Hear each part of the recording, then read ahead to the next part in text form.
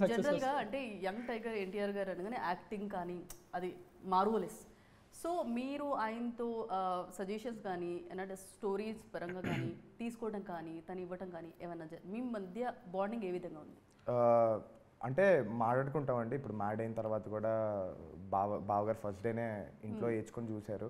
And then మామూలుగా అదేదో పెద్ద దానికోసమే కూర్చోవడం అని కాదు, మామూలుగా మేము టైం పాస్ అలా కూర్చుంటాం. అదే అందుకనే ట్యూషన్ బుక్ పెట్టుకొని కూర్చున్నట్టు కాదు కానీ సో వెళ్ళి అలా ఓకే యాక్షన్ తర్వాత డైలాగ్ స్టార్ట్ చేయాలి. ఎస్ మంచిగా చెప్తున్నారు మీరు, చెప్పండి కంటిన్యూ చేయండి. సో అదే అండి, మామూలుగా మేము కూర్చొని అలా మామూలుగా నవ్వుకుంటూ మాట్లాడుకునేటప్పుడే నాకు ఆ సీన్లో అలా అనిపించింది, ఈ సీన్లో ఇలా అనిపించింది అనే మాటలు ఆయన తీసుకొని వస్తారు. అండ్ దెన్ నేను అది గుర్తుపెట్టుకొని అండ్ దెన్ అది ఇంకోసారి జరగకుండా చూసుకోవడాలు అవన్నీ అలాంటివే తప్ప ఆయన ఈ పర్టికులర్గా ఇలానే చెయ్యాలి అది ఇది అని చెప్పి అలా ఉండదు. ఓకే,